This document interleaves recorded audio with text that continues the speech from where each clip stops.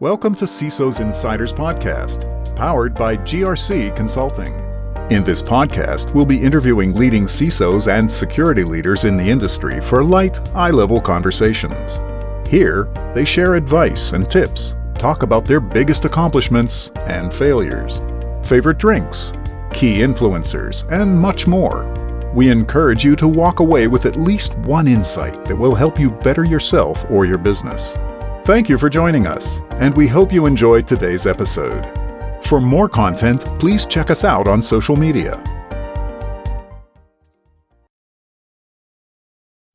And welcome, everybody. Today I'll be speaking with Harshil Parikh. I'm hoping I pronounced this correctly. And Harshil is currently the CEO and co-founder of an exciting startup company called Tromzo. But before that, I see you have extensive background in information security and cybersecurity. You know, going back almost a decade and a half or a bit more than that. You know, I see that you've worked with large telco organizations. I saw that you held a few positions with large auditing firms as well. You know, at some point moving on to advisory, a bunch of advisory roles, management roles as well. You know, senior director of security. At some point, you landed you landed as a chief information security officer. But if you could step in, properly introduce yourself, you know, give us a bit about your background and your current role, that would be great. Yeah, of course I would. By the way, thank you so much for having me here, Ben. My pleasure. Background started, as you identified, about a decade and a half ago as a security engineer, actually as a network engineer in Kansas City. And just following my passion for cybersecurity, I started into consulting, spent a lot of time working with different types of companies, but eventually decided that consulting was great. It made me, get access and exposure to a lot of different things. So I learned a lot very, very quickly.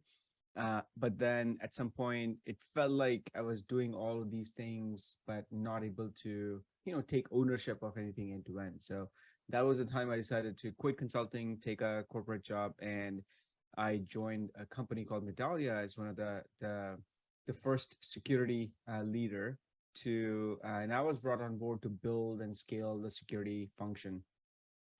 So I eventually, built a team, scaled different functions, including AppSec, security operations, SOC team, compliance, all of those things.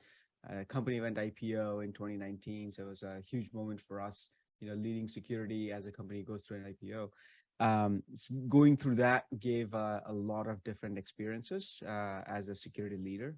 And then eventually going through those experiences, learning from it, talking to other peers in the CISO community, I realized there are a few common problems that a lot of people are trying to solve, but there are no good solutions. So we decided to start a company to solve some of those, AppSec, DevSecOps related challenges.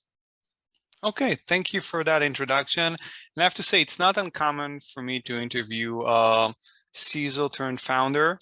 I've had a couple of these interviews in the last few months. I think the latest was probably a month and a half ago, with another cybersecurity professional that based out of, I think, Dublin, of all places. But yeah, thank you again for that quick introduction. Looking forward to our discussion today. Before we go in and do a deep dive into specific question about your journey as a previous CISO, I always like to start with a couple of icebreaker questions. If you could share your marital status and favorite drink. I am married, and my favorite drink, my spouse has been telling me I've been drinking too much of my favorite drink. My go-to drink when I just don't want to think too much about it is I just do bourbon. Typically Kentucky bourbon is my standard go-to. Okay, yeah, it's I think it's an excellent and cost-efficient choice, especially here in the US. I mean, bourbons are so much less than single malt whiskeys, so definitely an acquired taste that I've acquired. Yeah. And no pretentiousness about Yeah, fancy stuff, right? no pretentiousness, but I mean, it's good. I enjoy it. It's That was different. great. It's different than Nice. a single malt, but yeah, still enjoyable.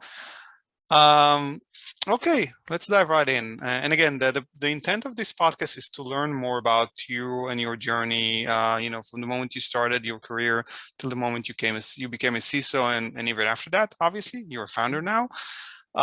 So if there's any commonalities between being a CISO and being a founder, please share those. But let me start off by asking you if there's one thing you wish you'd known before you began your career, what would that be? Ooh, the one thing, if I had known, I would have done maybe a little bit things differently, is how important communication is in our space of cybersecurity. I was trained as an engineer. I grew up well, not grew up. I went to college with a technical degree.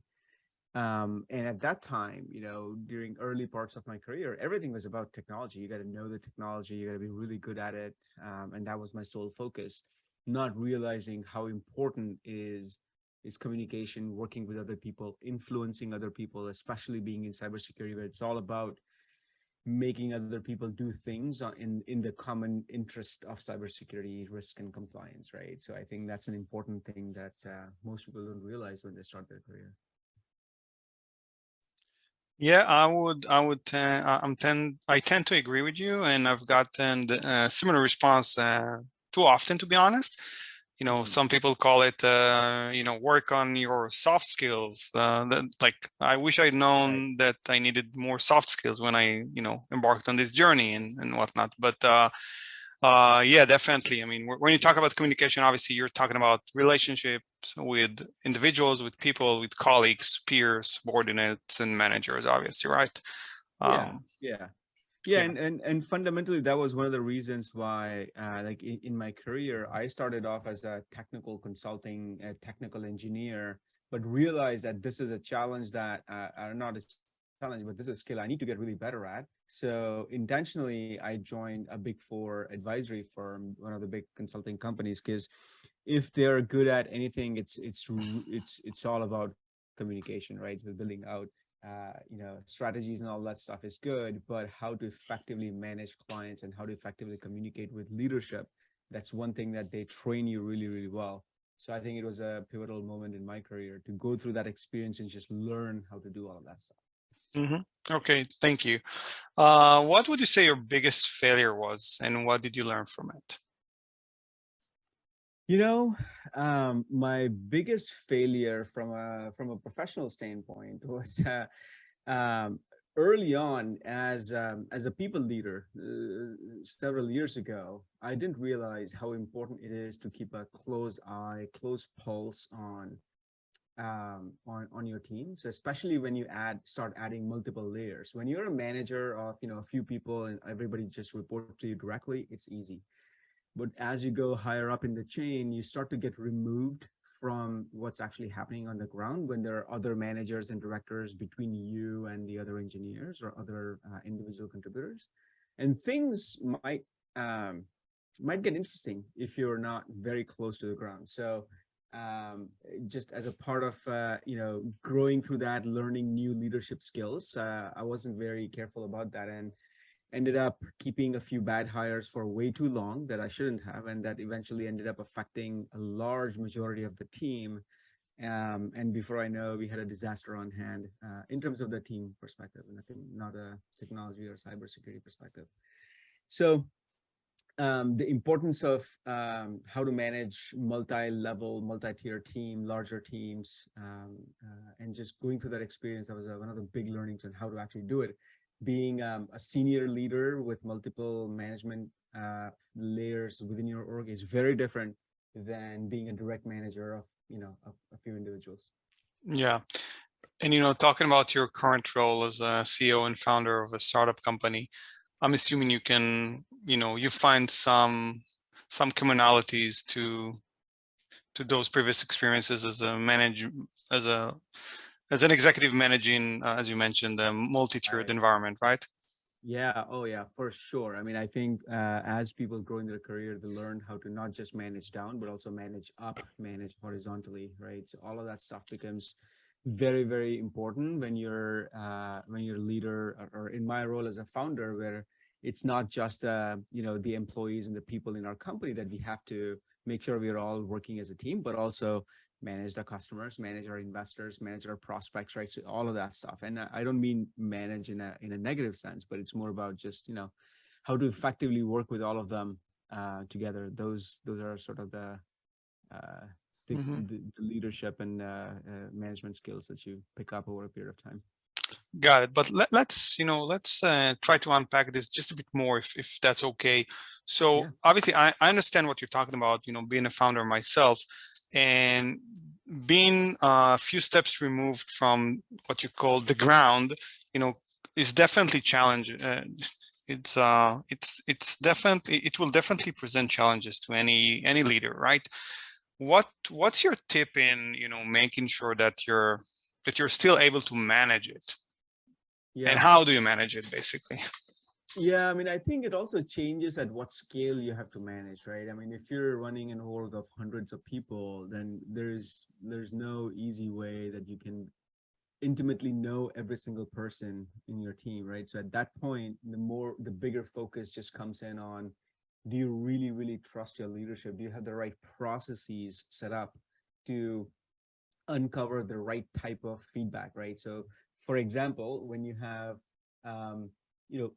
one-on-ones with your direct who have their own different teams, what type of questions do you ask when you have performance reviews? The process of those performance reviews or one-on-one setup, how do you structure that process to uncover the right feedback to the right people? Like all of those things become very important as compared to, the simplistic answer is you should just have one-on-ones with everyone. That's not really scalable. It works up to a certain extent, but it doesn't. The right set of processes and systems to uncover the right feedback from every level, I think it's very important to do that. Mm-hmm. Yeah. Thank you. Agreed. What's your biggest accomplishment then? My biggest accomplishment. That's I don't know. I think it's yet to come.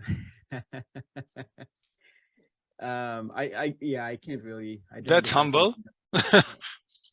Yeah, I mean, there's still I still have a long career in front of me, so hopefully we'll do bigger things going forward. But I'm super proud of like every single milestone that we've had, that I've had so far. Being able to found a company, coming here as a first generation immigrant in this country, and being able to establish myself as not just a really good professional, but also being able to found a company in Silicon Valley.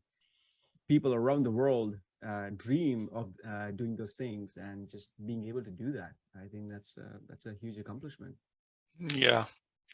Yeah, that's true. Although on a personal note, once you're here and you understand the vastness of it, and the sheer volume of like companies that you have here and competitors, it's like you suddenly realize that you have a long way to go, right? Oh yeah, there's no matter how innovative or unique you think you are, there's at least 15 other people doing the Yeah. exact same. In the same, sitting around you in the same Starbucks or Pete's Coffee, Right. right? Yeah. Yeah. Well, You're 100% right. yeah, I mean, if there's one thing that the move to the Silicon Valley had taught me is humility. Right. So many successful people here, just so many people to look up to. Yeah, and especially this is true in the world of entrepreneurship, and you know this really well. The people who actually go down this route of founding companies, entrepreneurship, they are really smart within their own category. So now, if you think about this subset of people who are actually founding companies and being entrepreneurs, they already come from the smartest people, the most high achieving people. And now within that group of really smart, incredibly driven, motivated people to come out as, one of the best, like that is some Yeah. achievement, right? Yeah, and even then, I mean, if your company makes whatever, like 15, 25 million, you still have those founders sitting next to you that are making 100 and 200 and 300 million. I mean, Right. they're companies, right? And then, Yeah. and those guys, they have Tesla to look up to, and they have Twitter, and they have Right. all these giants. So yeah, it's definitely humbling, and a humbling experience. But having covered that, what advice would you give out to any security professional out there wanting to pursue a career in cybersecurity and grow through the ranks and move up through the ranks? Yeah, I mean, I think the one advice I would have is this profession is incredibly difficult. It is difficult because a lot of things are not in your control, right? You can't control everything. If you're in a vast majority of other professions, things are largely under your control. You do things and you expect certain outcomes, and those things happen. In the world of cybersecurity, that is actually not the case. So you have to be really brave. You have to be really driven and motivated. You have to be passionate about cybersecurity to be able to establish yourself and grow yourself as a really good security professional. If you're lacking that, if you're not passionate about this, if you're not motivated towards spending the time and the hours and the energy, you're less likely to become successful. You'll have a job for sure. There's too many vacant openings in cybersecurity, but this is a hard field. It's stressful. It gets stressful. It's difficult. There's a lot of passionate people in this who are also very smart. Um, so I think it's a combination of the smarts and passion and motivation that will make you successful in this field. Thank you. And again, drawing a parallel line between, being a CISO and being a founder. As a founder, you find out more often than not that not everything is, I mean, you have a lot of things that are out of your control, stemming from whatever, like delivery dates get pushed back, or, staffing, or any other issues that you encounter as founder. So I would just want to suggest here that there are many similarities between the two roles, unless you think Right. otherwise. Yeah. No, 100%. I agree. I 100% agree. And going back to your time as a CISO, what do you feel about the position of a CISO that's actually part of the IT organization? I think the way I see that is it's been changing over the past decade, I would say. Earlier, what we had was, even though the title was CISO, but it was not really a C-level position in the true sense, right? It was not at the same level as, other CXOs.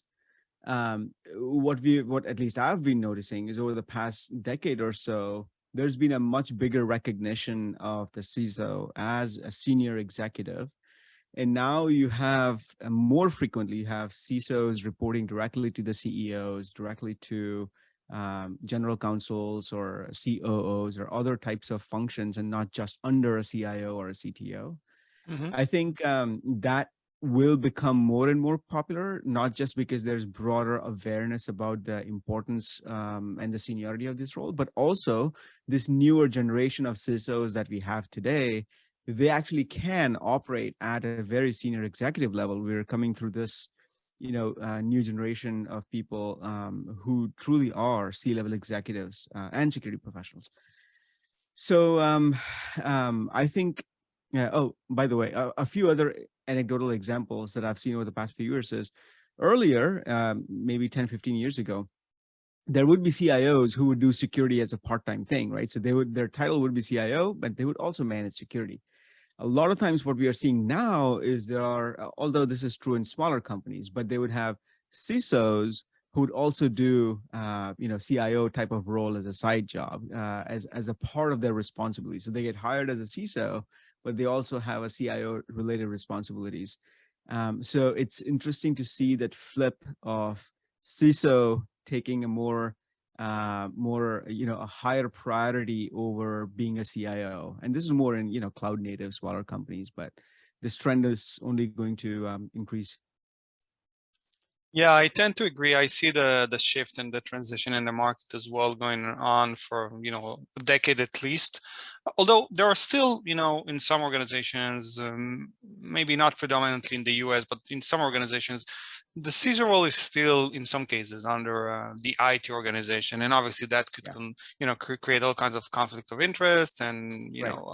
priorities might clash and collide and whatnot. Yeah, Um, I think there's no single blanket answer to this, because a lot of times this will depend on the personality of the CIO or the CTO that the CISO is reporting to. So a lot of times those CIOs are actually good, well-intentioned people who want to bring the right CISO and do the right thing. But a lot of times they just get a titular head just to check the box that, yes, I have somebody doing something in security. And then they suppress a lot of the information, and they don't let it surface. And that's obviously a failure scenario. You don't want that to happen. But it's so individual. It's dependent on person to person what the CIO or CTO's intentions and motivations are. yeah, I agree. At the end of the day, I mean, if you have good chemistry with the CIO and you report to him, or to her, I mean, you would have, you would be able to push through the security Right. initiatives that you need to. Now, what do you say? What do you feel about like what helped you along the way to become, the security professional that you are? What kind of resources are we talking? What like professional literature? We're talking about academic courses, self-learning, like whatever it is. Yeah. So I'll tell you, I've tried all of that. At some point, I used to have at least 15 different certifications, appended after my name in my signature. Um, it was ridiculous at that time, right? I've got, I've read so many books around, but obviously everything has its own place and time. When I was younger, reading technical literature, just having my own lab, I couldn't afford a garage, but having my own lab in my own setup, like that was a lot of super helpful early on. But if I look back, some of the most impactful things were really just talking to peers. I think one of the best things about our industry in security is that it's a very tight-knit community. We all talk to each other, we collaborate each other, especially nowadays with all of these Slack channels that people are a part of. There's so many active discussions, and learning from other people's failures, learning from other people's successes. I think that's the fastest way that I've grown as a professional in this world of cybersecurity. And I really have to thank a lot of the open, transparent communication, whether it's at conferences, whether it's in Slack channels, or whether it's just, meeting local security professionals at different events. I think those are the things that have helped me tremendously. So just developing that skill on how to, be open, transparent, and be willing to network with others. I think that's an incredible learning skill to have in this profession. Okay, thank you. Is there one common myth about cybersecurity profession that you wanted to debunk? Common myth about cybersecurity profession. There's so many. um, let's see. I don't know, like what's coming to mind. Common myth about cybersecurity is um, a lot of times security people tend to think that everything that they ask other people to do within their own organization, that they're always right. A lot of times, especially when think about junior security professionals who are doing a lot of assessments and pen testing, a lot of that stuff. This that needs to change in our industry in terms of my way or the highway, or here's 50,000 things that you have to go and do. I think we need to introduce more of risk-based approach of balancing the business and security risk. I don't know if that's necessarily a myth, but within the industry, I think as practitioners, we need to get a little bit better at balancing technology and business, in my opinion.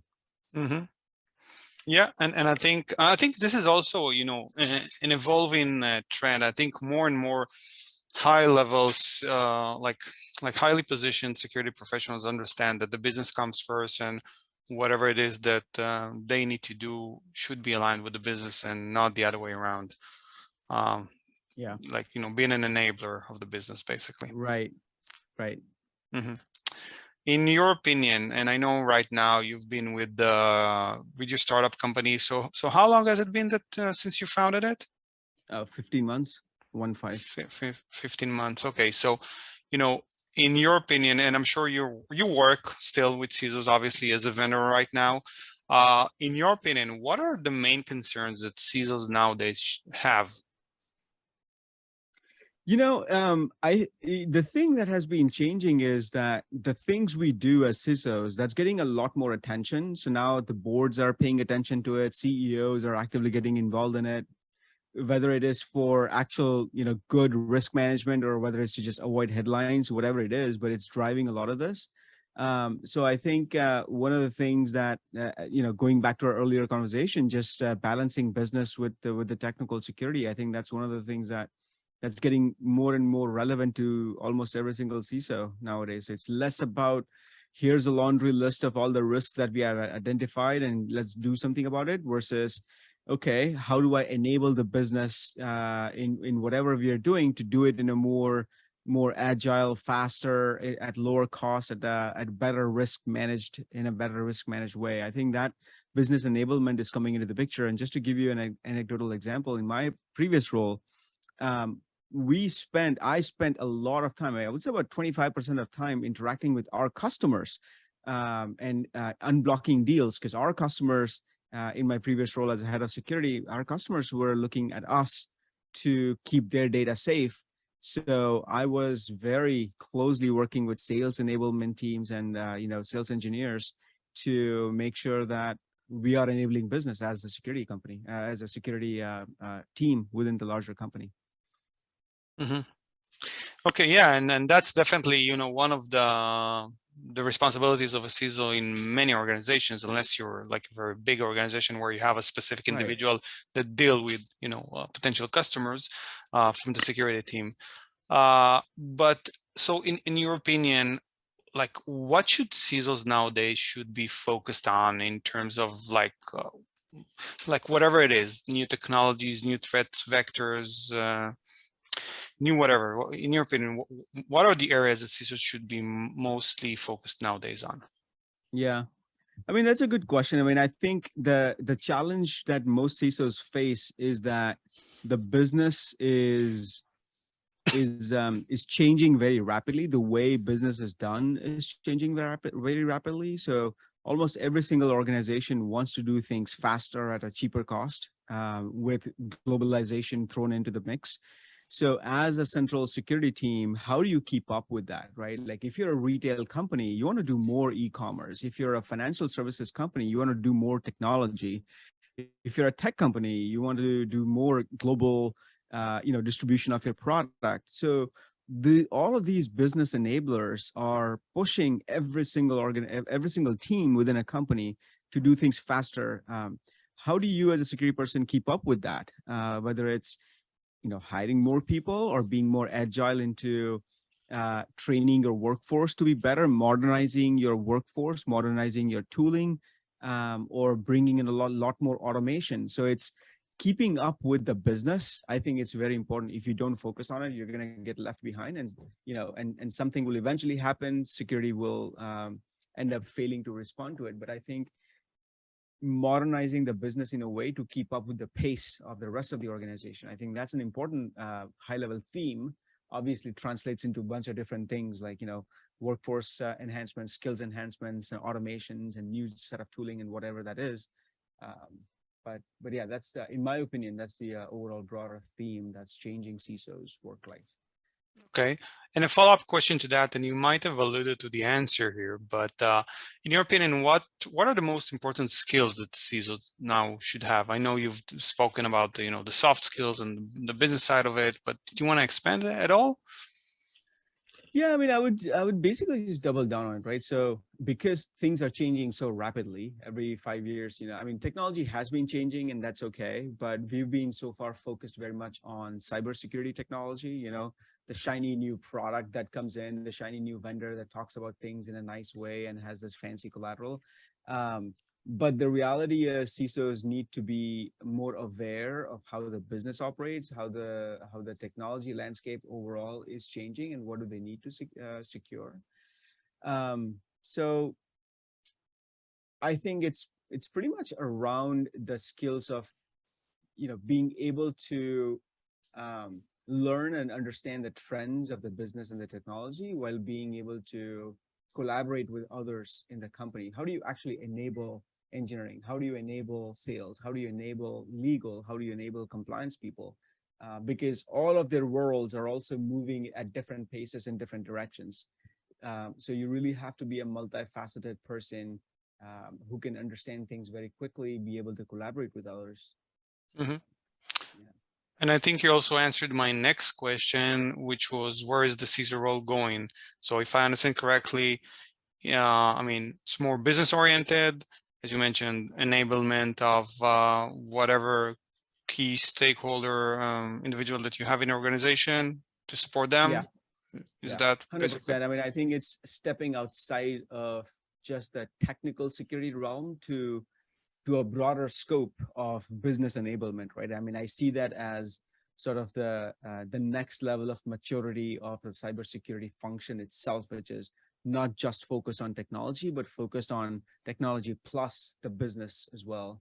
So I think that's exactly where the CISO role is going, which means you have to understand what other business units are demanding or expecting out of the security organization, and having those initiatives to fulfill those expectations of what legal might be expecting out of you, what sales might be expecting out of you, what product management team might be expecting out of you. Mm-hmm. Got it. And, in terms of the industry, like in your opinion, what will we see in this cybersecurity world next? That's a good question. I mean, I think I don't have a crystal ball, but what the trend that I'm seeing now is, because of this broader attention to cybersecurity, there's a lot of non-security related companies I'm just speaking in the sense of in the context of technology. So we're seeing a lot of traditionally non-security companies start doing security things. And just to give you an example from my world, companies like GitHub and GitLab and JFrog, or even Amazon, like everyone knows that, those are not primarily security companies, but all of those companies now have security offerings and security capabilities that just get built into their core platform. So that is like a really strong indication that other non-security players are recognizing that security is important. It's lucrative for them to be selling security, which is great, right? Because we've been talking about adoption of security by other folks within the broader ecosystem, the broader organization.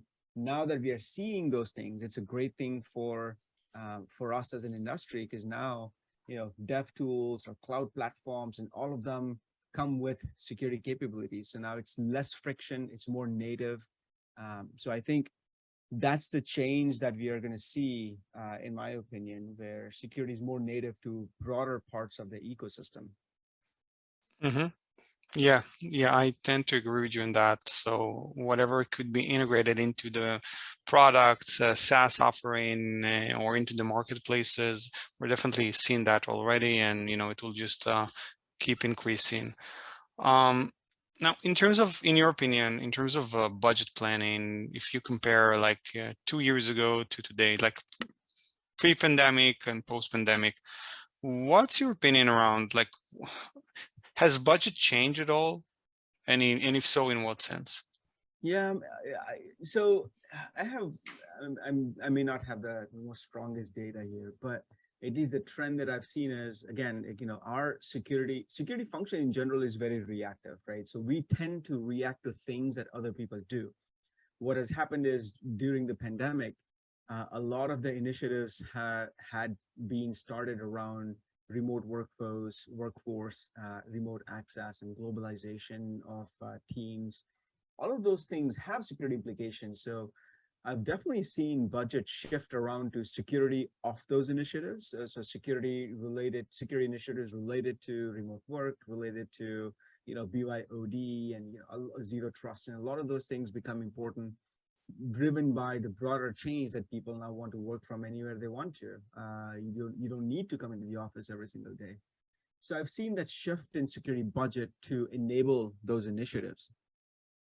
But other than that, the big macro trend that was expedited by COVID is just this cloud transformation, right? And we are still at the beginning of things that are moving to cloud, right? It's just scratching the surface. There's just so much technology still not in the cloud.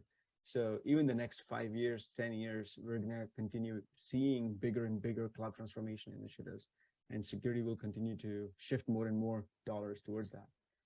Got it. Okay, great.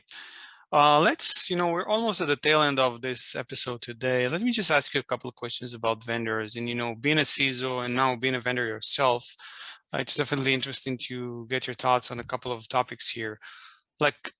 When you were a CISO, and what did you dislike about, what types of vendors did you dislike, or what type of behavior that vendors exhibited did you not really like? Yeah, I mean, I think a couple of things are just absolute no-nos, and everyone just despises them. If you're selling your security product based on FUD, that's just not cool. Everyone knows it, right? You can't sell fear. It doesn't work. A lot of people still do, especially salespeople who don't know how to operate in security. They assume that everyone gets scared of these scary numbers and people just take meetings. That doesn't happen. But selling on FUD is just not cool. I think also, what we've come to call as ambulance chasing, that's not okay as well. Somebody gets compromised, unfortunately, if they are in news, and people try to sell their products because at somebody else's expense. That's also not a good idea. I mean, a lot of people do that. Obviously you have to frame it in the right way. If you frame it that, hey, look, this happened, we can help prevent these things in this way. Frame it positive intentions. It's great if it works that way, but a lot of times people try to sell or push their product at the expense of somebody else. Those are all practices that vendors should avoid. Got it. And as a previous CISO, what was it that you were looking for in a vendor? Yeah, somebody who would understand my business, my pain points, right? And I don't expect everyone to know without asking, but at least an intention to understand what we are trying to do. And if you don't have a play in what I'm trying to do, then let's shake hands and maybe meet at a later point. But the thing that I appreciate is just transparency. And look, we're all mature professionals. We understand it's business. I'm not here to be somebody's best friend, right? So don't try to be my best friend. Let's just help each other be better versions of our own professional selves, and be transparent and honest. I think those are the things that I really like in working with others. Mm-hmm. Okay, got it. What other people do you look up to in the industry? Do you want to name a few people that have been influential to you?